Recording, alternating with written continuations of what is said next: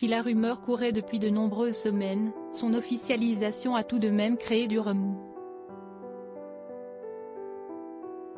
Ce vendredi 3 juin, Laurent Ruquier a annoncé son départ dont est en direct, après plus de 15 ans à officier dans cette case du samedi soir en deuxième partie de soirée.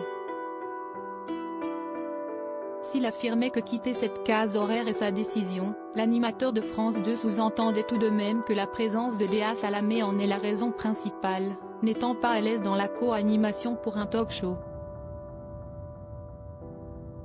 J'ai essayé, mais malgré mon entente naturelle avec Léa Salamé, je considère l'exercice trop frustrant, détaillait-il. Une dernière phrase qui intrigue.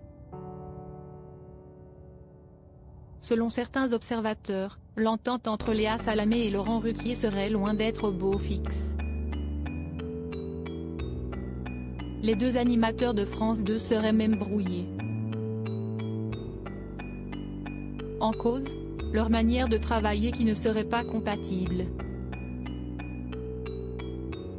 Pendant l'année, ça a été très pénible pour lui, a ainsi affirmé Gilles Verdez ce lundi 6 juin sur le plateau de Touche pas à mon poste. Et de détailler, lui prépare beaucoup mais il se fie beaucoup au plateau, à l'instinct.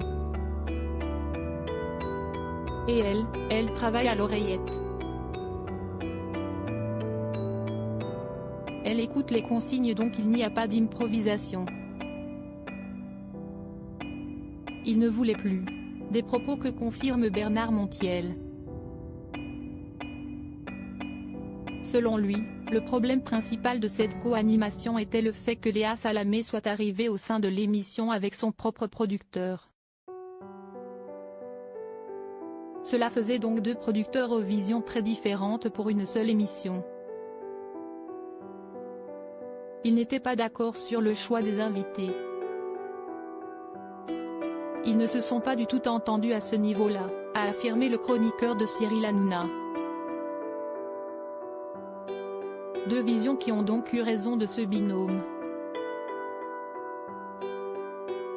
Il n'a aucun problème avec Léa Salamé, mais si est-il vrai que si est-il deux façons de travailler qui sont diamétralement opposées, remarquait il y a peu le compagnon de Laurent Ruquier, Hugo Manos. Les débuts compliqués de Léa Salamé et Laurent Ruquier et si est-il vrai que dès le début de leur collaboration, il y avait eu quelques étincelles entre Léa Salamé et celui qui lui avait donné sa chance dans On n'est pas couché.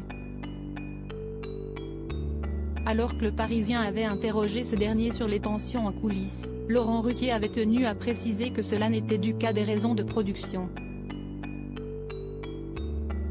Pour être rassurée, Léa voulait venir avec un producteur qu'elle connaît, Régis Lamana-Roda, ex-producteur de C'est à vous, note de la rédaction.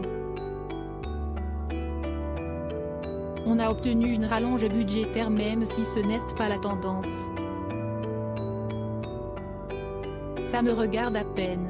Concernant notre compatibilité, il n'y a jamais eu l'ombre d'un doute. La meilleure période dont n'est pas couché, c'était avec elle, lançait-il. Finalement, Laurent Ruquier n'aura pas réussi à s'adapter à la co-animation avec Léa Salamé et a fait ses adieux à On est en direct ce samedi 4 juin. L'occasion pour son ancienne chroniqueuse d'affirmer avoir toujours eu plaisir à travailler avec vous. Vous allez me manquer.